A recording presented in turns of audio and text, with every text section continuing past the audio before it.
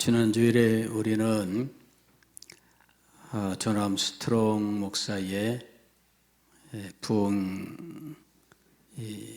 부흥에 대한 부흥이란 무엇인가, 영어 원 제목은 When God Moves, 즉 하나님께서 역동적으로 역사하실 때라는 의미입니다. 하나님께서 역동적으로 역사하시는 그 때, 즉 부흥에 대해서 그 책을 제가 여러분들에게 챕터 하나씩 소개를 해드리겠다 이렇게 말씀을 드렸고, 지난주에는 하나의 예화로서 레이 목사의 하루, 원래 챕터 제목은 레이 목사의 하루인데 평범한 하루가 아니라 이제 특별한 하루에 대한 이야기였습니다. 그래서 그때 갑자기 예상하지도 못했던 특별한 하루가 된, 그리하여 교회가 몇 개월 동안 부흥의 불길에 불붙게 되었던 일에 대해서 함께 생각을 했습니다. 그리고 우리들에게도 이 특별한 하루가 시작되기를 소망하면서 함께 기도했습니다. 오늘은 부흥이란 무엇인가, 이 부흥에 대해서 함께 생각을 하겠습니다. 우리들은 이 부흥이란 용어를 어디에서 처음 접하게 되었느냐 하면 부흥회라는 용어에서 처음으로 접하게 되었습니다. 그래서 부흥이라고 하면은 이제 부흥회를 생각하는 이런 일들이 있었고, 부흥회 하면은 우리나라에서 60년대, 70년대, 80년대 이 부흥 강사들의 이제 부흥회가 있었습니다.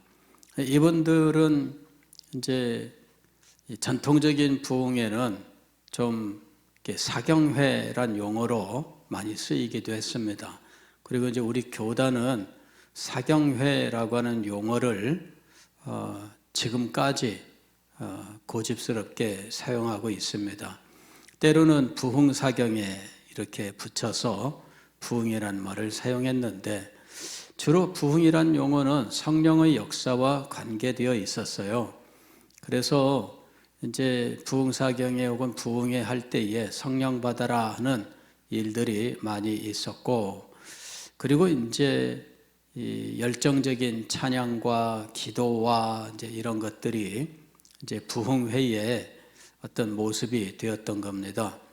그리고 이제 우리나라에서 했던 전통적인 이 부흥사경에는 어떤 주제, 특별한 성경적 주제들을 이제 깊이 있게 가르치는 이런 순간들을 가졌습니다. 예전에는 부흥회를 하면은 오전 집회, 이 오전 집회를 성경 공부라고 불렀습니다. 오전 성경 공부 이렇게 해서 오전 내내 3시간, 4시간, 5시간 이렇게 일주일 동안 성경 공부를 하는 일이 있었습니다. 그리고 그때는 제자훈련 같은 거 없었어도 그 부흥사경회에 매일 4시간씩 금요일까지 진행되는 이 시간을 통해서 성도들이 충분한 교육을 받았던 거예요. 그리고 이제 그때 배운 것들을 가지고 실천을 했는데, 돌아보면 과거의 성도들이 지금 성도들보다 훨씬 더 탁월한 믿음과 헌신의 삶을 보여주었다 하는 것이죠. 지금은 그만큼 배우질 않아요. 그만큼 강도 높게 배우질 않고, 또 그렇게 가르치려고 해도 성도들이 모이질 않고, 지금은 저녁 집회 한 2-3번 하고 끝나는 상황이지, 예전처럼 부흥회 하면 일주일 동안 수십 시간의 이런 말씀 듣는 이런 일들은 지금은 전혀 이루어지지 않습니다. 과거보다 성도들의 교육이 비교할 수 없을 만큼 떨어진 상황입니다. 이 교육에 있어서 마음을 새롭게 하고 집중을 하는 것이 얼마나 큰 효과를 가져오는지, 하기 싫은 사람에게 10시간을 말하면 그 시간 내내 딴 생각하면서 오히려 역효과를 나타냅니다. 하고 싶어하는 사람에게 3시간만 말해도 그 3시간이 평생을 가는 거거든요. 그래서 과거의 부흥사경회의 그 강도 높은 교육, 그리고 그 교육에 임하는 성도들의 마음의 자세, 이런 것들을 생각하면 지금 성도들은 과거보다 정말 비할 수 없을 만큼 이제 저급한 교육 받고 이제 아예 교육이 없는 상황에 있다 하는 것이죠. 이거는 시대가 영적으로 굉장히 저급하게 되는 이런 모습입니다. 시대가 신앙적으로 뜨겁고 진리를 사모하고 은혜를 사모하고 또 배움받은 걸 순종하는 이러한 면에서 지금은 비교할 수 없을 만큼 이제 저조한 상태로 변해버렸습니다. 자, 이런 상태로 더 가면 어떻게 될까? 이게 이제 상당히 큰 염려입니다. 저는 지금 와서는 어떤 염려를 하느냐 하면, 이제는 신앙이 2대, 3대로 전수되는 것이 정말 힘들고 어려운 시대가 되었다 하는 겁니다. 과거에는 우리 집안은 5대째 믿는 집안이야 이런 말씀들을 흔히 들을 수 있었습니다만은 지금은 이제는 3대를 말할 수 없는 시대가 되었습니다. 심지어는 2대를 말할 수도 없는 상황으로 지금 가고 있습니다. 지금 현재 정말 큰 위기예요. 저는 이런 여러 가지 현상들을 보면서 정말 우리 시대가 영적으로 지극히 어두운 시대가 되었다 하는 것을 절감하고 있습니다. 2대 신앙이 힘들고 어려워요. 제가 이런 말씀을 제대로 드리지 못한 것은 여러분들을 혹시나 책망하는 것으로 들릴까 봐 제가 말씀을 제대로 못 드렸습니다만은, 여러분 정말 위기의식을 가져야 돼요. 여러분의 자녀들이 믿음을 떠날 수 있어요. 아니, 대부분 떠납니다. 이게 우리가 지금 경험하고 지금까지 정말 많은 가정이 경험한 일이에요. 우리 교회에서 일어난 일입니다. 그래서 제가 이런 말씀을 드리면 제가 책망하는 것처럼 될까 봐 사실은 제가 말씀을 못 드리고 혼자서만 털 가슴 끓이고 아파하던 문제인데, 이젠 더 이상 이거를 덮어둘 수가 없는 상황이 되었다 하는 거죠. 여러분의 자녀들이 믿음을 떠나고 있어요. 신앙이 2대를 안 가요. 언젠간 돌아오겠지. 아닙니다, 여러분. 그걸 지금 맹목적인 믿음으로 그렇게 이야기할 수가 없어요. 여러분들이 이 위기를 정말 깊이 깨달아야 돼요. 여러분의 자녀들이 그나마 믿음 생활을 하고 있다면 감사해야 됩니다. 정말 감사해야 됩니다. 이 시대가 지금 2대 신앙으로 가기도 어려운 시대예요. 그런데 여러분의 자녀들이 믿음 생활을 하고 있다면 이는 엄청난 축복입니다. 감사해야 돼요. 주변을 돌아보세요. 자녀들이 다 지금 믿음의 길을 떠나고 있어요. 그런데 3대 신앙을 말할 수 있을까요? 3대 신앙을 어떻게 말할 수 있겠어요? 저는 지금 저 자신도 아주 많이 조심하고 있습니다. 저도 이제 손녀를 봤거든요. 이제 3대가 이제 된 거예요. 제가 우리 집에서 처음 예수를 믿어 2대가 되었고 이제 3대가 되었는데, 이 3대 때면 벌써 앞으로 10여 년, 20년 후가 될 텐데, 그때 3대의 믿음이 결정 날 것이다. 하는 거예요. 3대 믿음이 정말 과거의 부모나 또는 할아버지 할머니보다 더 뜨거운 믿음으로 은혜 가운데 정말 그리스도인으로서 세워질 수 있을 것인가? 여러분, 이건 정말 큰 과제예요. 저는 지금 제 생애의 마지막 과제로 생각하는 것이 3대 믿음입니다. 2대까지는 하나님께서 은혜를 주셨어요. 그래서 3남매가 그래도 믿음 안에서 충성하고 있습니다만은 제가 숙제로 가지고 마지막 생애의 마지막 과제로 생각하는 것은 3대 믿음이에요. 3대 믿음. 그래서 3대 믿음을 위하여 지금 조심스럽게 제가 살피고 진행해 나아가는 것은 일단은 결혼입니다. 결혼. 믿음의 가정을 분명하게 이루어야 된다. 이게 큰 숙제입니다. 믿음의 가정을 이루어라. 사위를 들여도 믿음이 확실하고 회심의 경험이 있고 확실하게 충성하는 사람, 믿을 사람이 아니라 그제서야 젖먹이 키우는 거는 이거는 그 사람은 몰라도 3대를 생각한다면 이건 아니다. 그런 생각이 들어요. 며느리를 드린다면 이 며느리도 그냥 젖먹이 키우듯 우쭈쭈 이래 가지고 겨우 교회 나오게 하는 이런 정도, 그냥 그야말로 그냥 옷 붙잡고 끌고 강제로 나오는 이런 정도 가지고는 3대의 신앙을 어찌할 수 없다. 이게 이제 제가 우리 시대를 보면서 마음속에 여러 가지 국립 가운데 나오는 생각입니다.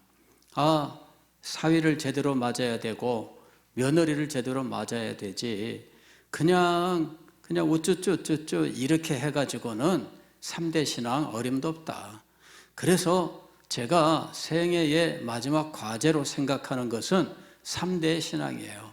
그러면서 3대의 신앙이 정말 어떻게 될지 자신할 수 없다.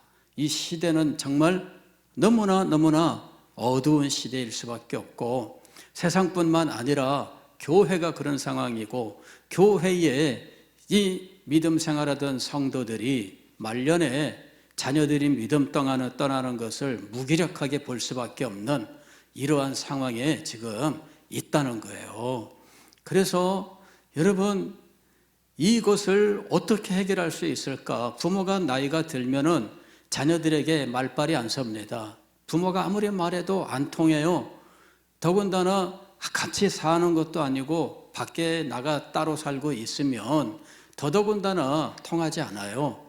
그래서 지금 총체적으로 이 정말 큰 도전을 맞이하고 있는 거예요. 청소년을 둔 가정들에서는 이 청소년들이 정말 믿음의 길에 제대로 서지 않고 사춘기라고 해서 그냥 부모 말과 이런 거 다 거부하고 이런 식으로 나가고 있는 상황이고요. 근데 고등학교 마치고 나면 그 다음부터는 대학 때부터 이제 부모 세를 떠나서 말 안 듣습니다. 그리고 아이들에게는 무기가 있어요. 학교. 부모들은 학교라고 하면은 무조건 져요. 여러분 그게 망친 겁니다. MT 갑니다. 갑니다. 이러고 그 다음에 무슨 모임이 있습니다. 그러고서는 그 모임하고 나서 술 먹고 떡대 가지고서는 정말 끌려 들어오고 그러는 일들이 비일비재한 거예요. 그러면 우리 교회 일을 말하는 게 아닙니다. 지금 그런 일들이 전국 교회에 지금 비일비재한 상황이에요. 그래서 학교라고 하면은 부모들이 다 벌벌 떨었던 그러한 문화가 있습니다.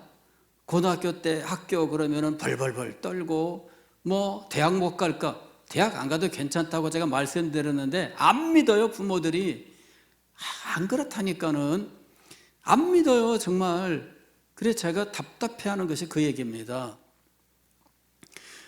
학교라면은 그렇게 벌벌 떨고 그러는데 왜 이 이대의 믿음을 그렇게 방치하는지 근데 이해가 안 돼요. 그래 3대는 이제 더 희귀한 때가 되었고요. 4대가 된다면 어떻게 될까? 그 이제 제 손을 떠난 것이라고 생각을 합니다. 그러나 제가 살펴줘야 될 것은 3대까지다 이리 생각을 하고 있습니다.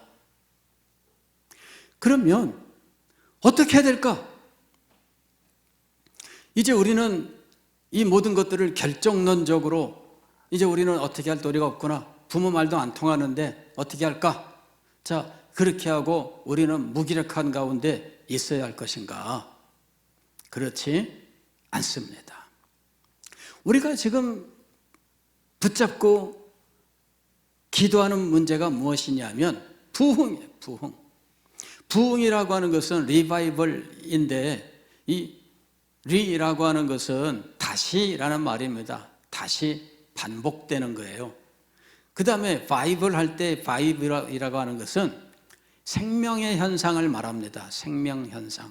왜 그 바이탈이 살아있느냐 뭐 이제 이런 말들 하잖아요. 그 다음에 바이오 혁명 뭐 이런 말도 있죠.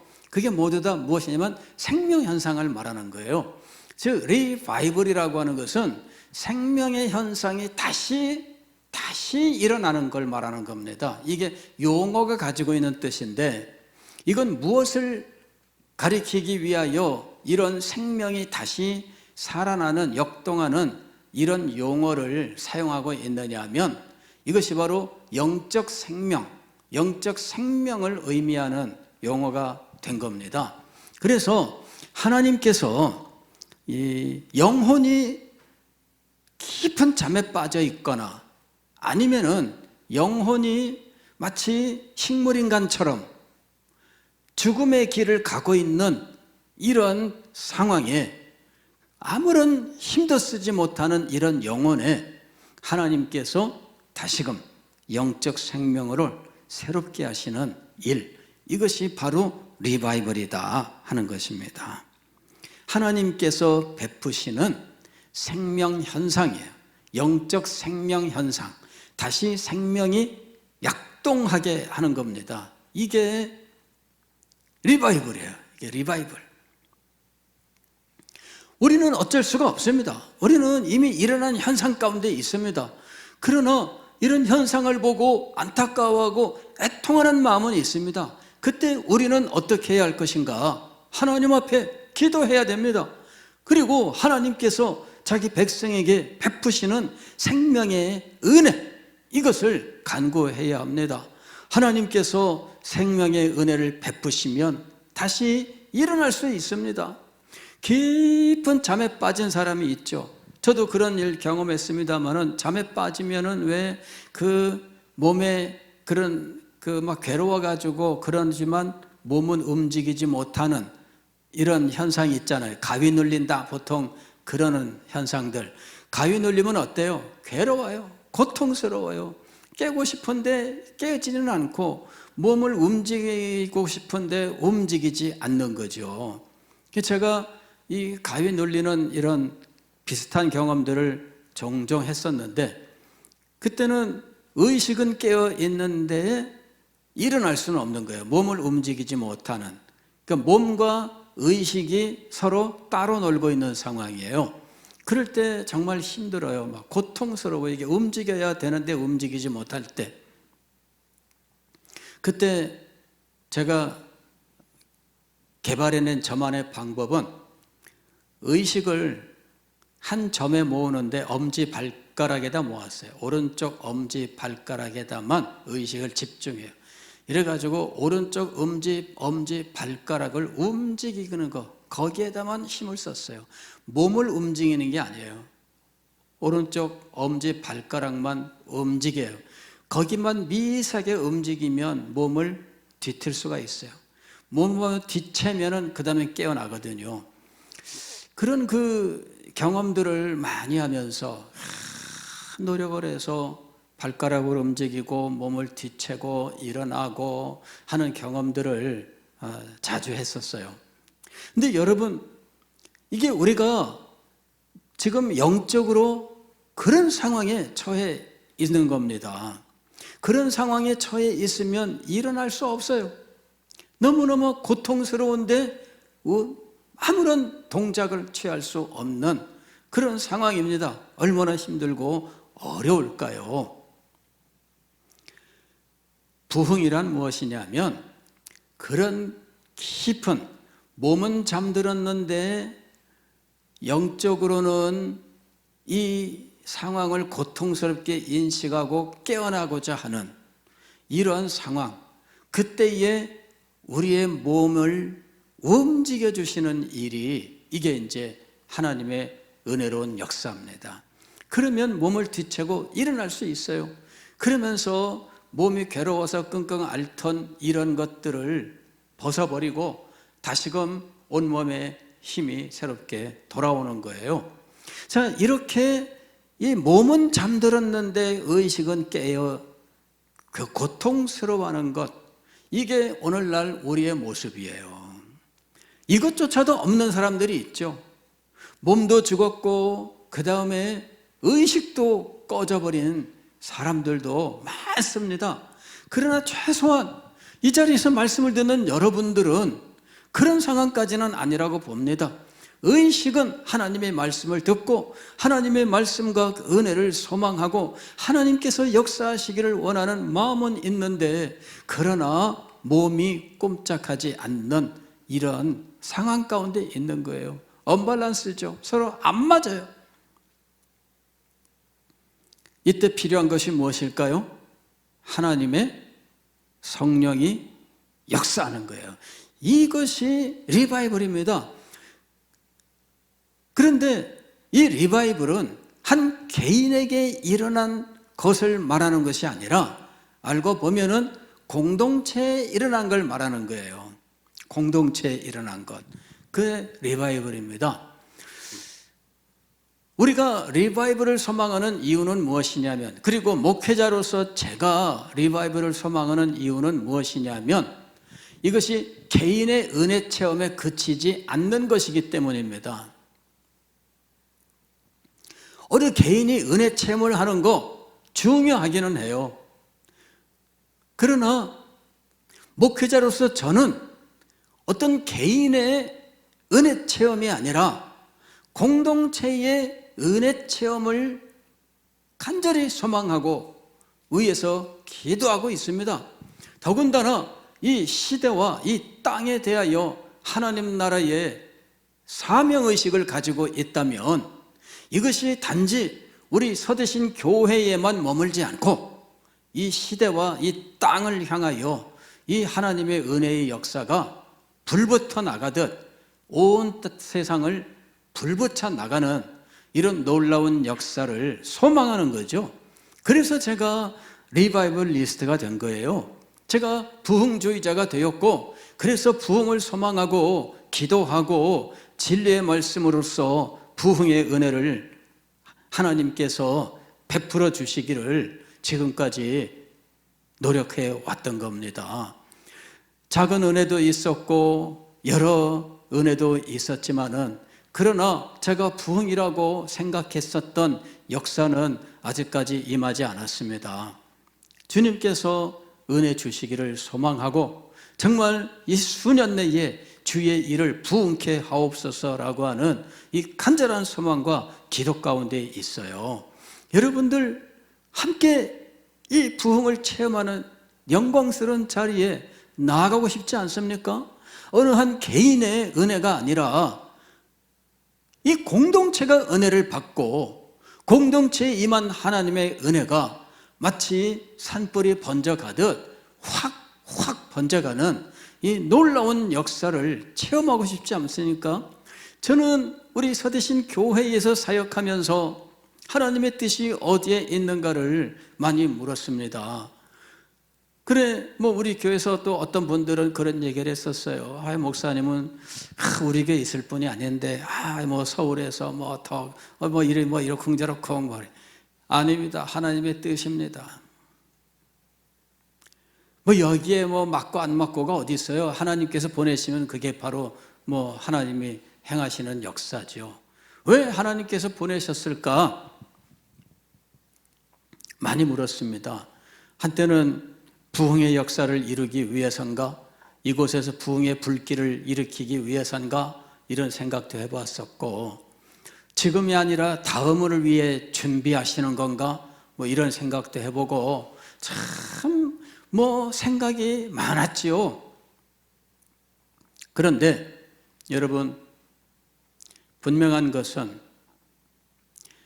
이곳에서 하나님께서 부흥을 일으키시고 이 부흥의 불길을 사방으로 확 산불 번져가듯 이게 번져가게 하는 역사를 위해서 기도해야 되는 것이 분명하다 하는 것입니다. 주님께서 언제 주실지 알 수 없습니다. 그러나 이것을 소망하면서 기도하고 이것을 선포하는 것이 제가 할 일이다라고 하는 것이었습니다. 언제 일어날까? 때와 기한은 너희가 알 바가 아니다. 이거는 주님 오시는 날에 대한 일에만 적용되는 말씀이 아니에요. 우리에게 일어나는 모든 일에 적용되는 말씀입니다. 때와 기한은 너희의 알 바가 아니다. 오직 그것은 누구에게 맡겨진 일입니까? 하나님께 맡겨진 일입니다. 그러나 임하면 놀라운 거예요. 과거에 조나단 에드워즈가 자기가 목회하던 노스햄튼 교회에 부흥이 임했을 때 그 모든 사실들을 자세히 살펴서 기록으로 남겼습니다. 그 책 제목이 굉장히 축약된 거기에 있는 중요 단어로 보통 우리가 그 책 제목을 잡는데, 책 제목이 뭐냐면은 Surprising Works of God입니다. Surprising Work of God. 이게 뭐냐면 하나님의 놀라운 사역이에요. 하나님의 놀라운 사역. 그래서 하나님의 놀라운 사역 이야기라고 되어 있어요. A narrative of surprising works of God. 하나님의 놀라운 사역에 대한 이야기다. 이 얘기죠. 그리고 이 하나님의 놀라운 이 surprising이라고 하는 것은 오늘날 미국 사람들 뭐 많이 쓰는 말입니다. 언제 많이 쓸까요? 생일 축하 파티할 때, 그죠? 생일 축하 할 때 선물 같은 거 할 때 이 서프라이징 파티라는 거예요. 이게 그 당사자를 놀래게 하는 것인데, 하나님께서 누구를 놀래키실까요? 자기의 백성들을 놀래키시는 거예요. 놀라운 일입니다. 이 일을 하나님께서 행하시는데 이것이 서프라이징이라고 부르는 이유는 몰랐기 때문입니다. 그죠? 알았으면 서프라이징이 아니죠. 알았으면 어떻게 해요? 이거 깜짝이야 그러지만은 에이 알았네, 그죠? 알았으면서도 아이 깜짝이야 이러는데 그거는 놀란 게 아니에요. 놀랐다는 이야기는 이게 몰랐기 때문이에요. 그때 임할 줄 몰랐습니다. 그때 그렇게 임할 줄 몰랐습니다. 이것이 바로 서프라이징 워크, 놀라운 역사입니다. 하나님의 놀라운 역사, 이것이 바로 부흥이에요. 그래서 오늘 저는 늘 마음속에 서프라이징으로 임하는 하나님의 부흥을 믿고 기다리고 있습니다. 언젠가 주님께서 서프라이징, 깜짝스럽게 우리에게 베풀어 주실 것입니다. 그때까지는 이 일이 일어날지 일어나지 않을지 우리는 아무도 예상치 못하고 있을 것입니다. 그러나 주님께서 역사하실 거예요. 하나님께서 갑작스럽게 우리에게 역사하십니다. 그러나 우리에게는 갑작스러운 것이지만 하나님께서 보실 때는 예비하신 겁니다. 그것을 우리에게 가장 좋은 때에 허락하실 것입니다. 가장 좋은 때는 언제인가? 선생님이 학생에게 물었답니다. 야, 수박을 따기 가장 좋은 때가 언제냐? 그랬더니 학생이 대답했습니다. 주인이 잠잘 때요. 그 말 듣고 보니까 맞아요. 그죠? 주인이 원두막에서 잠잘 때 몰래 가서 수박을 따오는 거죠. 근데 하나님의 역사가 그렇게 임하고 있어요. 그래서 잠들었던 사람들은 깜짝 놀라 깨가지고 이게 웬일이야 하는 거죠. 이게 바로 어웨이크닝입니다. Great Awakening이라고 하는 말이 있죠. 대각성이라고 번역합니다. 이게 뭐냐면은 예상치 못했다가 어느 날 눈을 번쩍 뜨고 깜짝이야 하고 깨어나는 겁니다. 실제로 이 미국에서 부흥이 있었을 때 이 학교의 부흥이 있었어요. 18세기 후반에 이 신학교의 부흥, 대학의 부흥이 있었는데 그때 경건의 시간에 잠자던 학생들이 있었던 거 있죠. 예나 지금이나 똑같은 것 같아요. 경건의 시간에 자는데 갑자기 분위기가 이상한 것이 느껴지는 거예요. 눈을 뜨고 보니까 부흥이 임한 거 있죠. 이 친구는 자다가 부흥의 현장에서 깨어났어요. 그리고 그 부흥을 그곳에서 체험하게 된 거죠. 70년의 부흥을 경험한 어떤 학생은 경건의 시간에 부흥이 일어났는데 그 부흥을 목격하고 누구를 떠올렸냐면은 부모님을 떠올렸어요. 우리 부모님에게 이 사실을 알려야 되겠다. 부모님을 떠올렸어요. 여러분, 대각성 혹은 리바이벌 혹은 부흥, 이 모든 것들은 하나님의 깜짝 놀라운 역사입니다. 그것이 임하면 돼요. 이것은 구체적으로는 하나님의 성령이 우리에게 역사하여 우리의 영적 생명을 새롭게 하는 일입니다. 그래서 우리의 영적 감각을 깨어나게 하시는 거예요. 우리의 영적 감각이 깨어나면 하나님의 말씀을 깨달아 아는, 들었던 말씀들이지만 그냥 평소에는 그냥 그런 줄로 대충 넘어가던 말씀이 마음속에 팍 꽂히는 역사가 일어나는 겁니다.